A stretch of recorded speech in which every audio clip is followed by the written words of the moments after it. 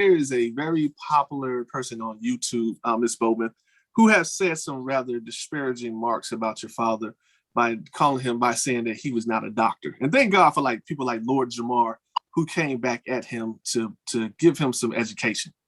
Now, so color disparity, it's our people on the other side of the spectrum, the non-Black, non-brown. I would like for you to talk to them too, because you also went through medical training. And this is my personal belief, Ms. Bowman. I believe that you don't have to go through Western man's educational system to be quote unquote a doctor. My grandmother told me a long time ago, you are your first doctor to yourself.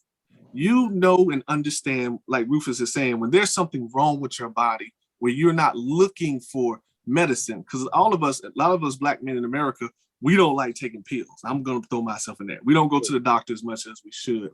But more specifically for your father, you can be a doctor. This is just my spiritual wisdom understanding.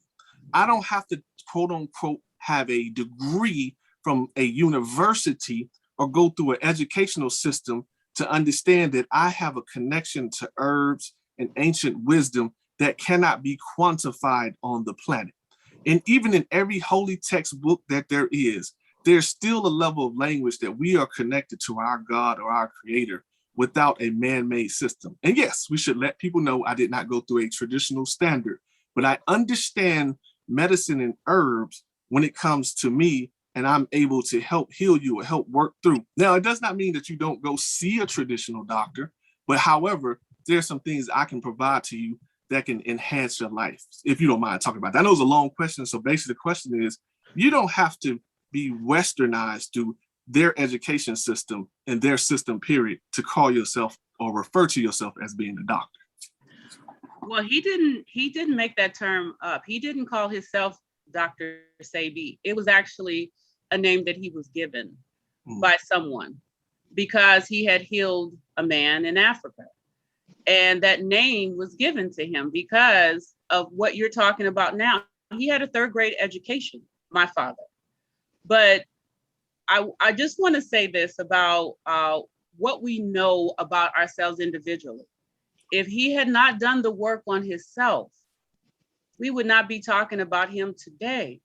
And if he had a third grade education and he was able to ascertain all of this information, everything that we're talking about right now, it doesn't, let me tell you something. I went to school to be a nurse. He laughed at me. I laughed at him too. But the thing was, he still knew more than me. I have met quite a few doctors who are now clients because a doctor is not a nutritionist. So he cannot tell you what foods to eat. He can give you that pill. His service is to tell you something, to give you his summation of what he thinks he can do for you. But that is the level in which he operates. But he cannot give you anything but that food pyramid. So it's funny how a doctor does not go hand in hand with your food. So why is that? Well, here's my thought also. Here's a little side story. So I remember looking at this story in the news, and this woman, she drove from she worked for NASA. Now, she had quite a few degrees. She drove from NASA all the way to Florida from I guess she was working in California or Texas, but she worked for NASA, and she drove all the way to Florida. Now, this woman is highly educated with some rope in her trunk and some other items because, and she was wearing a diaper because she was headed to, I think she was going to maybe accost the woman who was sleeping with her boyfriend or her husband, something like that. Now, this is a college educated woman, a doctor in her field. So you're telling me that only smart people make smart decisions and they know it all. Why is this woman driving across the country, trying to get this other woman? So common sense is not very common, is what I'm going to say. And I found that story interesting only because what took this woman out of her intelligent status to go there?